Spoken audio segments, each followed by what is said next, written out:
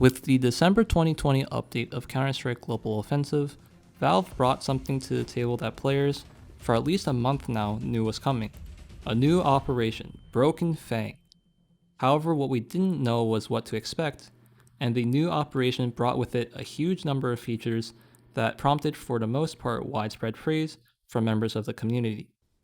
I've personally spent the last week or two playing around with all the different features and quirks, and I'll be sharing my first impressions, quite late admittingly, in this video.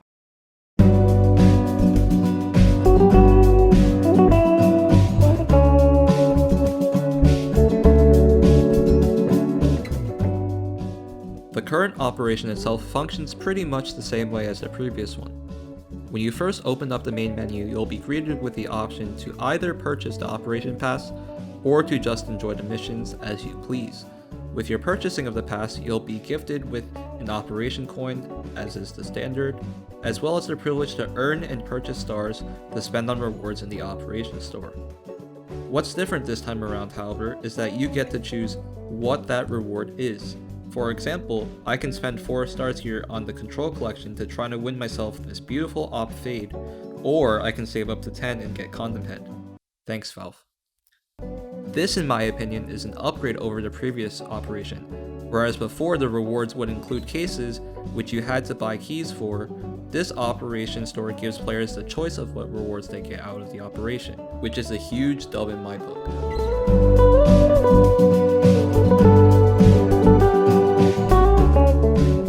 The operation comes with a new story mission, which features a returning cast from the previous operation.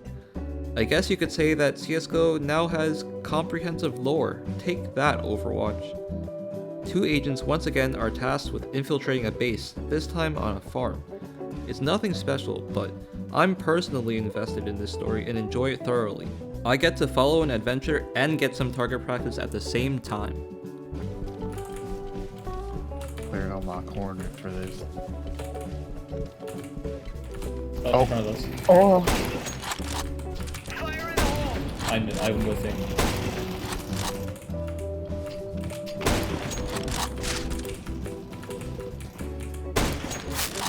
Tag one.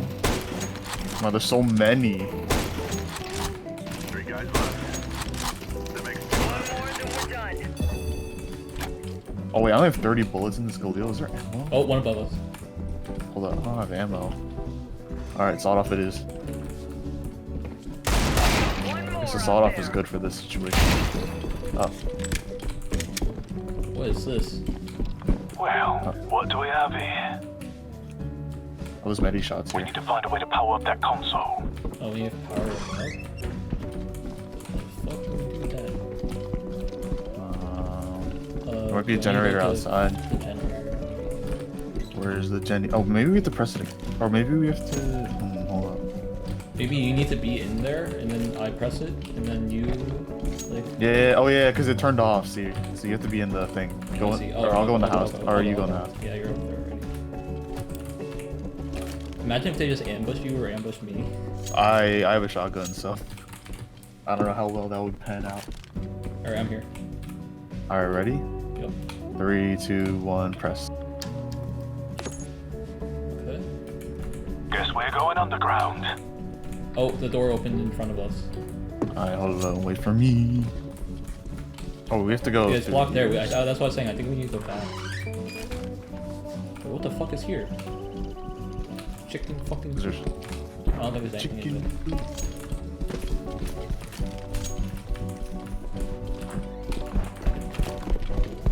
Wait, that's a circle. We just made a circle. God damn it. We have a Galil. Where?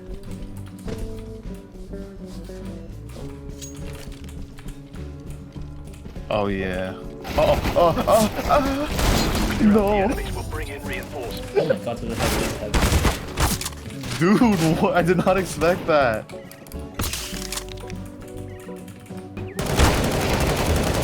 Oh my. Jesus. I can't believe I died. I'm so mad.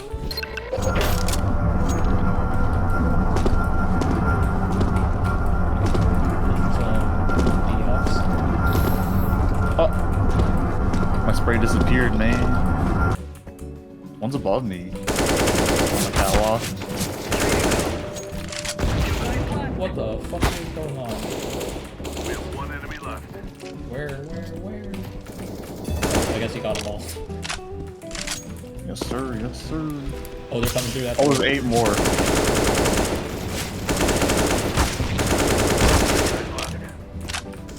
They're down to 2. Only one left. Ooh. Was that a spray transfer from Colin? Nah, just the tap. Oh wait, there's 5 more. 5 more. Help me, Jesse. You gotta fall back. Oh my god, there's one up there. Oh, one more coming through that door, I think, or above. I'm healing.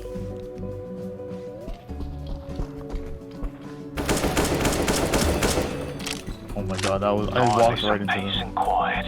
Just keep that door opened. Never mind. Get out of there and get back to the APC. We need to rethink this.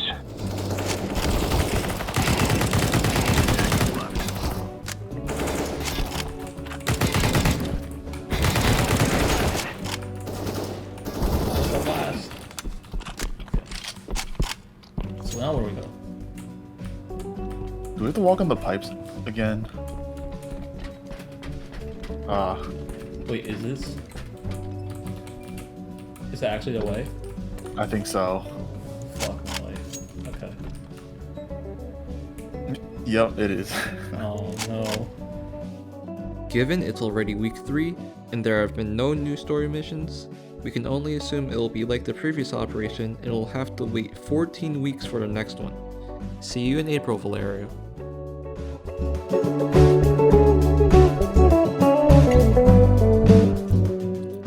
Operation Pass holders have also been given a new shiny statistics page.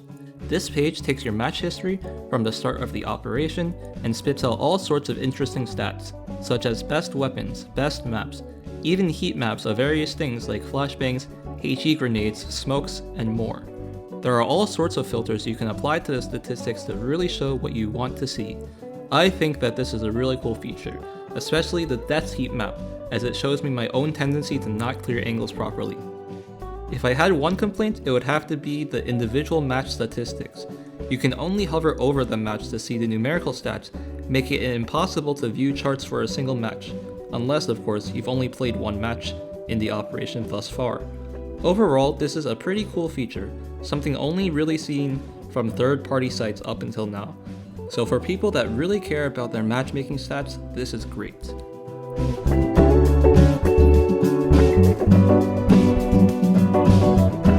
Another popular community favorite integrated by Valve into the operation is the Retakes game mode.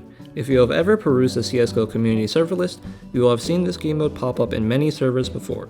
2 teams play out a post-plant scenario with the server randomly assigning each player a gun and set of utility depending on the set scenario.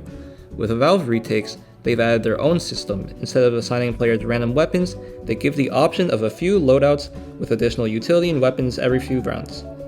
Both Valve and community retakes have their own unique traits. The new Valve retakes provide more diverse loadouts, which makes the scenarios feel more realistic ever so slightly. The community servers allow you to practice both sides unlike the Valve servers, and are of course 128 tick. Each have their own advantages over the other, so it'll be interesting to see if and how Valve continues to develop their game mode.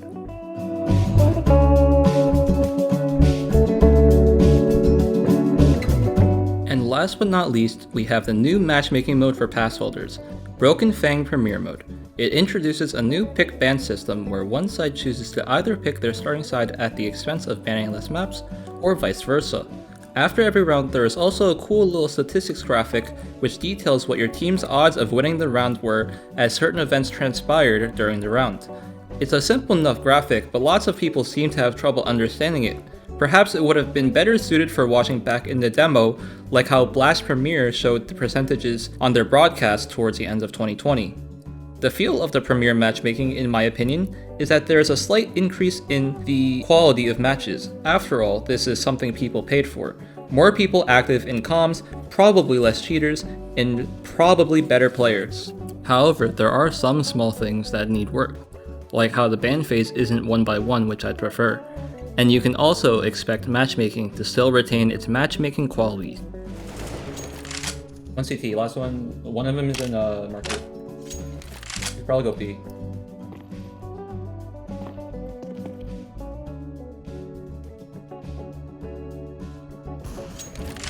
Why don't you go plant, dog? You have 30 seconds. That's why. I did say to go B. It's a good take.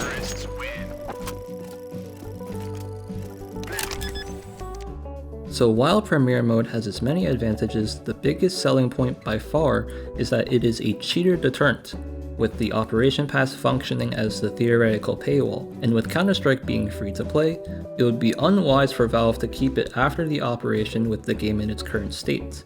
Perhaps Valve fixes its cycling trust factor and cheating issue by setting a trust factor cutoff for this game mode, but who knows what Valve could come up with. Overall, the new Premiere Mode is a pretty decent idea and could potentially replace current matchmaking entirely, but there are a variety of issues Valve would need to address first in order to improve the matchmaking experience as a whole. Overall, the operation feels like a smoke signal of sorts. Valve is essentially sending us a message that, yes, we are paying attention to the community and will provide some new content and features in addition to the operation, and maybe keep them if they stick. This also opens up possibilities in the minds of the player base that maybe Valve is working on something behind the scenes, like rotating Mirage out of the competitive map pool, or something longer term, like implementing official 128-tick servers, or even something super long term like Source 2 Engine, but we can only imagine. Anyways, if you enjoyed the video, be sure to like and drop some feedback, and if you didn't, maybe go watch someone more relevant like 3 Clicks or something, I don't know.